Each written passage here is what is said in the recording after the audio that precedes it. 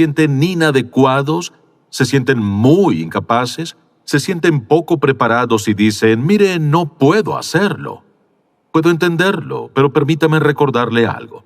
Cuando se niega a servir al Señor, lo que pasa es que pierde la bendición, pierde la recompensa en el cielo y además obstruye la obra de Dios aquí en la tierra.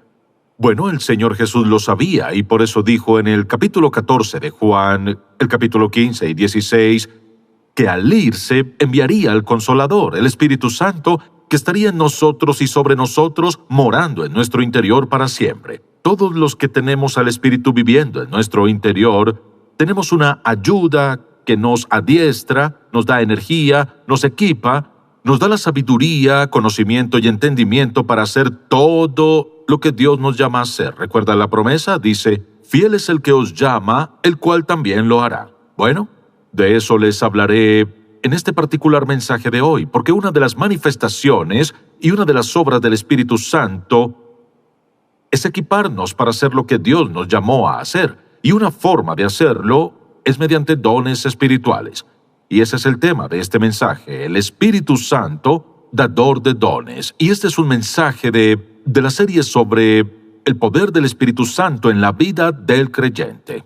Acompáñeme por favor a 1 Corintios, capítulo 12. Un pasaje bíblico muy familiar y probablemente uno de los más controversiales debido a nuestro parecer, actitudes y diferencias de opinión sobre los dones espirituales. Es extraño. De hecho, si Pablo hubiera omitido 2 o 3 dones, quizá nunca habría habido discusión acerca de ellos.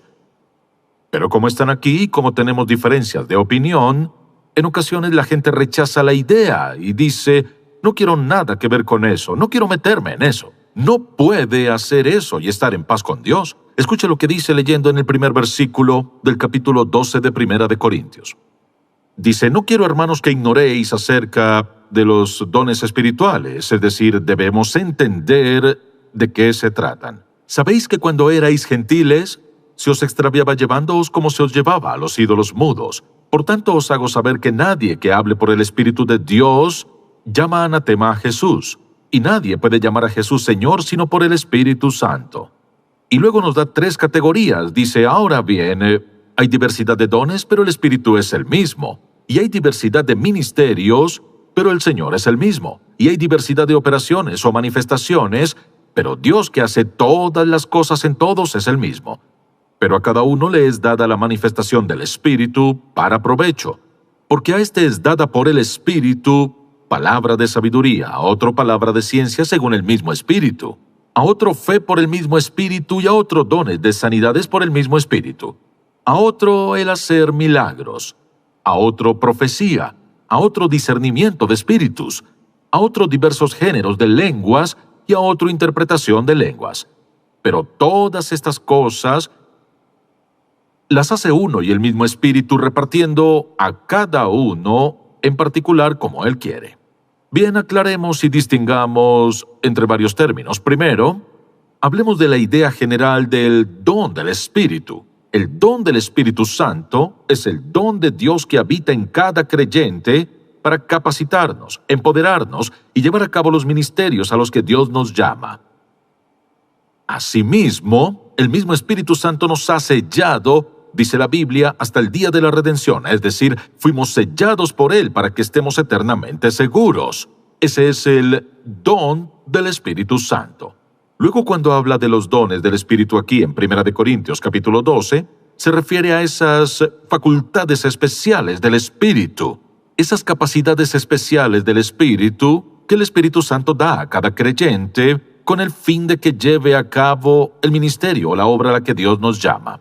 Bien, con eso en mente, veamos el capítulo 12 un momento, y quisiera que veamos aquí principalmente que el Espíritu Santo es quien distribuye esos dones espirituales en el cuerpo de Cristo entre los creyentes. Analicemos estas categorías por un momento. Leamos en el versículo 8, porque a este, no a todos, ni siquiera a algunos, dice, porque a este es dada por el Espíritu palabra de sabiduría, a otro palabra de ciencia. Versículo 9, a otro fe y a otro dones de sanidades. a otro el hacer milagros, a otro profecía, a otro discernimiento de espíritus, a otro diversos géneros de lenguas y a otro interpretación. No hay una sola parte de ese pasaje que diga que todos deberíamos esperar que todos tengan algún don determinado. Examinemos otra parte, por favor. Acompáñeme ahora al versículo 28 del mismo capítulo. Dice en el versículo 28, y a unos puso Dios en la iglesia primeramente apóstoles, luego profetas, lo tercero maestros, luego los que hacen milagros, después los que sanan, los que ayudan, los que administran, los que tienen don de lenguas. Volvamos al don de sanidad un momento porque quizás los que más oímos que se resaltan de los dones espirituales sean las lenguas y la sanidad. Quisiera que note que aquí no existe una sola insinuación de que alguien tenga el don de sanidad. Cada vez que se usa es D-O-N-E-S, plural. Significa que cada vez que alguien es sanado, es un don de Dios. Les daré un ejemplo. En 3 ocasiones, Pablo tuvo que dejar a sus amigos, a Timoteo, y a otro par de amigos más, enfermos. Y si algún hombre tenía el don de sanidad, era el apóstol Pablo, pero no lo sanó. Lo que quiero que entienda es que no debe intentar confinar a Dios ni a obligarlo a hacer todo lo que usted quiere que haga, porque le diré que aún es Dios. Usted no puede confinar a Dios en ninguna parte. De hecho, recuerde que tiene el control de todo y puede derribar todos los muros cuando quiera hacerlo. No fuerce a Dios. Vamos ahora a este pasaje para que vea algo en el versículo 29. Hay una pregunta y la respuesta es muy evidente. La respuesta es no. Recién leímos que es no. ¿Son todos apóstoles? ¿Lo son? No. ¿Son todos profetas? No. ¿Todos maestros? No. ¿Hacen todos milagros? No. ¿Tienen todos dones de sanidad? No. ¿Hablan todos lenguas? No. ¿Interpretan todos? No. Dice que el Espíritu de Dios es quien define cuáles dones tengo. Y así por ende, nadie tiene derecho a ir a decirle a otro, ¿cómo que no tienes el mismo don que yo? No. ¿Por qué? El Espíritu de Dios no me lo dio. Es el ministerio del Espíritu. Quisiera que vea esto. Cuando se acerca a alguien y le señala a ese alguien que no tiene un don en particular y deja la impresión de que debes tenerlo, o que si no lo tienes, o que no puedes hacer esto a menos que lo tengas, lo que usted dice es que el Espíritu Santo se equivocó. ¿Sabe lo que hace? Está usurpando la autoridad y el derecho soberano del Espíritu de decidir quién recibe qué don, y eso es pecado. Cada vez que usurpamos el poder, el derecho y la autoridad de Dios para decidir algo, pecamos contra Dios. Y lo digo no para criticar, lo digo porque es necesario aclararlo. Solo hay una persona con derecho a decidir cuáles dones tenemos, el Espíritu Santo. Una vez que los da, debemos hallar el ministerio en el que Dios quiere que ejerzamos ese don y permitirle así manifestar su poder en cualquier forma que elija. Y lo que dice en este pasaje es esto, que es obra del Espíritu Santo definir cuál don vamos a tener. Cuando Él defina el don, debemos aplicarlo en algún ministerio. Veamos este pasaje ahora. Dice, en el versículo 7, a cada uno le es dada la manifestación del Espíritu para provecho. Quisiera que veamos aquí esto. Toda y cada persona tiene un don. Vayamos a 1 de Pedro, capítulo 4, un momento. Porque hay personas que piensan, ¿sabe? Dios me excluyó, no tengo un don espiritual, y así deambulan por la vida tranquilos y dicen, no tengo que servir a Dios porque no tengo un don ni tengo un ministerio. Pero escuche, 1 de Pedro, capítulo 4, versículo 10. Vea las palabras que usa. Cada uno, según el don que ha recibido, ministrelo a los otros como buenos administradores de la multiforme gracia de Dios. Todo y cada creyente tiene al menos un don espiritual. Todo y cada creyente. Ese don espiritual lo define el Espíritu Santo, no nuestras preferencias. Y ese don espiritual particular debe emplearse, dice, en servirnos unos a otros. Luego, quiero que note algo. Dice, este es el propósito por el cual el Espíritu nos da un don espiritual. Ve ahora el versículo 7. Dice, a cada uno le es dada la manifestación del Espíritu para provecho. Es decir, hay 3 razones principales por las que el Espíritu que vive en usted lo ha equipado con esa capacidad extra en su vida espiritual para hacer lo que Dios quiere que haga. Dice inicialmente que es para provecho. Se refiere a eso simplemente, a que es para la edificación de todos, es decir, todos se benefician cuando todos ejercemos nuestro don espiritual. Otra razón que nos ofrece es para que podamos adiestrarnos unos a otros, es decir, para que nos ayudemos unos a otros. Fíjese en el pasaje que vimos en Efesios que habla de pastores maestros, profetas, evangelistas y lo demás. A medida que los hombres que Dios puso en la iglesia llevan a cabo su responsabilidad, ¿qué pasa? Acompáñeme ahora a Efesios capítulo 4. Dice que este es el resultado que se puede esperar en la iglesia cuando esto pasa. Versículo 11. Dice, y Él mismo constituyó a unos apóstoles, a otros profetas, a otros evangelistas, a otros pastores y maestros. Es decir, un pastor debe ser pastor maestro. Mire, aquí dice que Dios pone a estos hombres en la iglesia para entrenar, equipar al pueblo de Dios para que puedan llevar a cabo la obra que Dios le encomendó al cuerpo de Cristo. Escuche, para la edificación del cuerpo de Cristo hasta que todos lleguemos a la unidad de la fe y del conocimiento del Hijo de Dios a un varón perfecto, a la medida de la estatura de la plenitud de Cristo. ¿Bien? Teniendo eso en cuenta, recuerde este pasaje, quisiera que regrese a Efesios capítulo 2 un momento. Efesios capítulo 2 dice en los versículos 8 y versículo 9 algo conocido. Porque por gracia sois salvos por medio de la fe, y esto no de vosotros, pues es don de Dios, no por obras, para que nadie se gloríe. Y luego dice, vea la siguiente frase, porque somos hechura suya, creados en Cristo Jesús para buenas obras, las cuales Dios preparó de antemano para que anduviésemos en ellas. Cuando dice que somos hechura suya, ya usted lo sabe.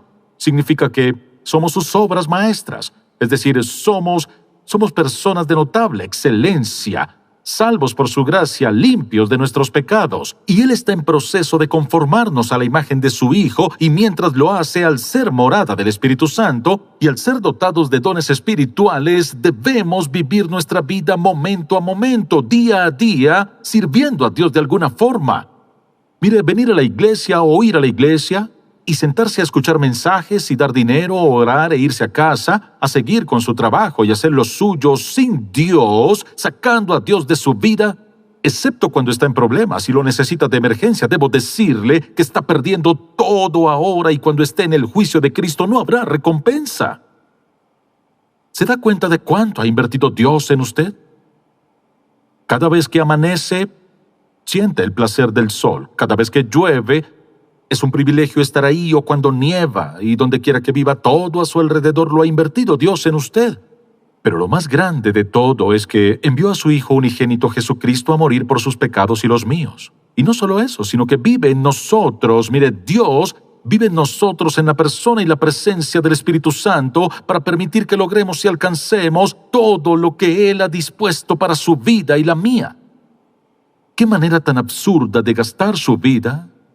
Sin duda, al perderla en algo que no tiene valor eterno en absoluto y vivirla solo para usted y despertar un día y comprender lo que pudo haber tenido, haber hecho, haber sido y haber recibido por la eternidad si hubiera sido sabio para recibir a Jesucristo en su vida y haber permitido que tomara las decisiones. ¿Qué pasa con los millones de personas que se sientan en las iglesias cada semana? Con un don, con talentos, habilidades, destrezas, recursos, tiempo, que nunca toman en cuenta que cada cosa que tenemos nos fue dada por Dios con el propósito de usarla solo para su gloria. Le haré una pregunta. Con todo lo que Dios lo ha dotado ahora, ¿cuánto de eso glorifica a Dios? ¿De cuánto de eso puede decir, esto es para Jesucristo? Para eso son los dones espirituales. Equiparnos para equipar a otros. Equiparnos para edificar a otros. Y lo tercero por decir es equiparnos para alentar a otros. Vea este pasaje de nuevo. Primera de Corintios capítulo 12, note lo que dice cuando comienza a hablar del cuerpo. En el versículo 14. Dice, además el cuerpo no es un solo miembro, sino muchos. Si dijera el pie, porque no soy mano, no soy del cuerpo. Dice, no soy del cuerpo, ¿por eso no será del cuerpo? Y si dijere la oreja, porque no soy ojo, no soy del cuerpo, no soy del cuerpo, ¿por eso no será del cuerpo? Si todo el cuerpo fuese ojo, ¿dónde estaría el oído? Si todo fuese oído, ¿dónde estaría el olfato? Mas ahora Dios ha colocado los miembros, cada uno de ellos, en el cuerpo como Él quiso. Porque si todos fueran un solo miembro, ¿dónde estaría el cuerpo? Pero ahora son muchos los miembros, pero el cuerpo es uno solo. Ni el ojo puede decir a la mano, no te necesito, ni tampoco la cabeza a los pies, no tengo necesidad de vosotros. Usted tiene 2 ojos. ¿Necesita ambos? ¿Se quitaría uno? No creo que alguno de nosotros vea una parte de su cuerpo y diga, no es importante. ¿Sabe lo que dice en ese pasaje? No se ve al espejo pensando, no soy importante.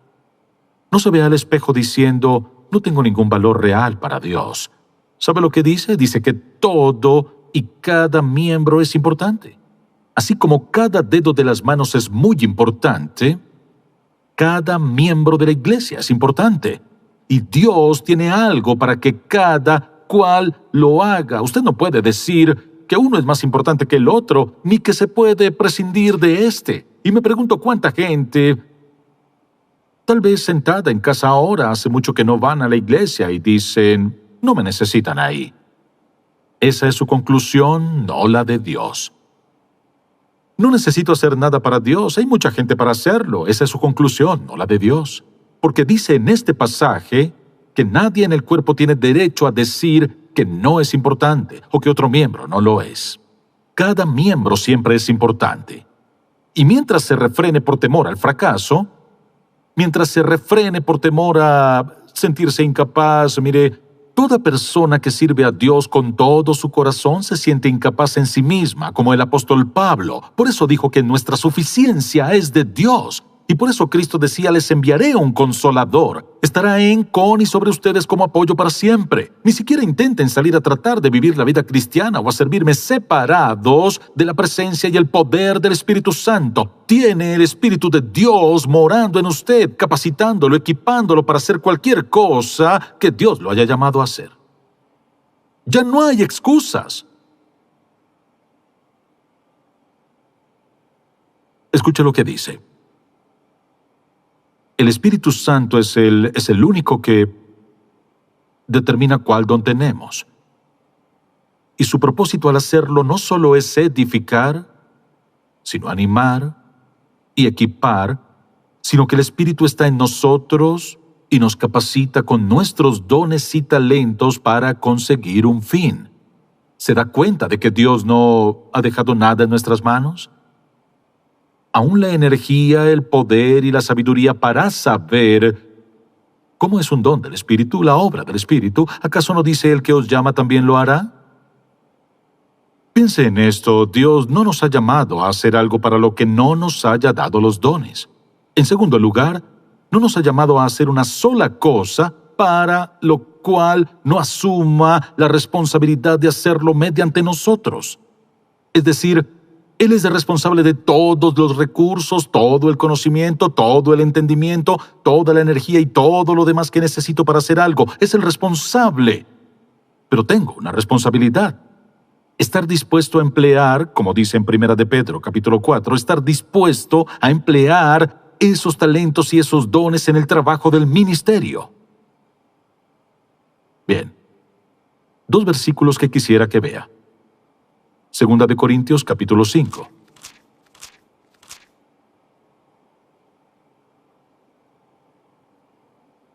Con sus dones, talentos, aptitudes, escuche esto.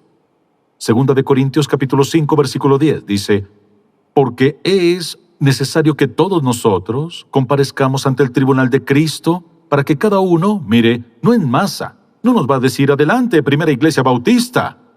Nunca hará eso. Dice, porque es necesario que todos nosotros comparezcamos ante el tribunal de Cristo para que cada uno, escuche, cada uno reciba o sea recompensado según lo que haya hecho mientras estaba en el cuerpo. sea bueno o sea malo. Le diré algo, ¿quiere hablar de miopía? Esto es miopía. El epítome de la miopía es que viva su vida postergando la idea del juicio y pensando esto está muy lejos, allá en el futuro. Escuche, Dios podría llamarnos a casa ahora. No significa que el juicio será cuando muera, no es así. Pero todo lo que ha hecho cesará en ese punto. Dice que cada uno comparecerá ante Él y rendirá cuentas de su vida. ¿Qué juzgará? Bueno, volvamos a 1 Corintios un momento. Capítulo 3, aquí lo define para nosotros. Comenzando en el versículo 10, Pablo dice que así es como Él lo hizo. Versículo 10, conforme a la gracia de Dios que me ha sido dada, yo como perito arquitecto puse el fundamento y otro edifica encima. Pero cada uno mire cómo sobreedifica, es decir, todos los que recibimos a Cristo como Salvador lo tenemos como fundamento. Todo lo que hemos hecho desde el momento que recibimos a Jesucristo como nuestro Salvador es como tener un fundamento y construir una casa sobre él. Podemos construirla con varias cosas, escuche lo que dice. Versículo 11, porque nadie puede poner otro fundamento que el que está puesto, el cual es Jesucristo. Y vea esto, los materiales de construcción. Y si sobre este fundamento alguno edificare oro, plata, piedras preciosas, madera, heno o hojarasca, la obra de cada uno se hará manifiesta, porque el día la declarará, pues por el fuego será revelada, y la obra de cada uno cual sea, el fuego la probará. Fíjese, dice que cuando estemos en la presencia del Señor Jesucristo y nos mire, esto es lo que verá. Verá oro, plata, piedras preciosas, es su forma de hacer un gran contraste, madera, heno y hojarasca. Cuando estemos en la presencia de Dios, todo lo que es combustible se irá. Significa que perdimos esa recompensa. Solo quedará lo que resista al fuego, la prueba, oro, plata, piedras preciosas. Dice que seremos juzgados. Y escuche, le aseguro algo. El juicio no está demasiado lejos. Permítame una sencilla pregunta. ¿Seguirá viviendo como hasta ahora, con sus dones espirituales y sus talentos espirituales, y no hacer más de lo que ya está haciendo? ¿Seguirá haciendo eso por el resto de su vida? ¿Está dispuesto a hacer eso y estar en la presencia del Señor Jesucristo, quien es nuestro juez eterno? Digo, ya no va a desarrollar sus habilidades, no cultivará su don espiritual, no va a ejercitarlo, no buscará un ministerio, no se involucrará en la obra del Señor. Solo hará lo que ha hecho el resto de su vida. Comparecerá ante Dios y rendirá cuentas. ¿Está dispuesto a hacerlo? Espero que no. Verá, puede evitar ir a la iglesia, escuche, pero no puede evitar el tribunal de Cristo. Y mire, si nunca ha creído en Jesucristo como su Salvador personal, está desperdiciando su vida. Porque verá, nada realmente importa hasta que, primero, Él perdone sus pecados. Usted se convierta en hijo de Dios al creer en su muerte en el Calvario para el perdón de sus pecados y esté dispuesto a pedirle que Él lo perdone y agradecerle, no con base en lo que usted hará, sino en lo que Él hizo hace 2000 años al derramar su sangre por su pecado.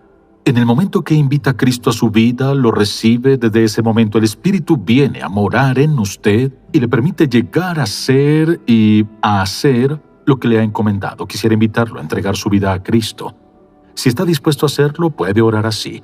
Padre, te pido que perdones mis pecados. Creo que la muerte de Cristo en el Calvario pagó por mis pecados. Elijo por fe recibir tu perdón. Te lo agradezco y elijo entregarte mi vida. Mire, en ese preciso instante, Dios lo salvará y le dará una vida nueva. Pero ¿qué hay de usted? A la luz de la palabra de Dios, ¿puede permanecer alejado de la obra del reino y estar satisfecho? No creo que pueda. Y la pregunta es, ¿cuál es su don espiritual? Dios, ¿dónde quieres que invierta mi vida en un ministerio para ayudar a otros? Padre, te amamos y alabamos por el maravilloso privilegio que nos has dado de tener este libro en la mano, el corazón, la vida y nuestros labios para compartirlo. Y pedimos en el nombre de Cristo que muchos hoy confíen en el Señor Jesús como su Salvador y vivan una vida fructífera y productiva. Y luego, Padre, te pido por los que han estado sentados, malgastando, errando, tropezando, que el Espíritu Santo envíe tal convicción a su corazón que ya no puedan andar por esa senda, sino que comiencen a invertir su vida en lo que tiene consecuencias eternas y duraderas. Te lo pido en el nombre de Cristo. Amén.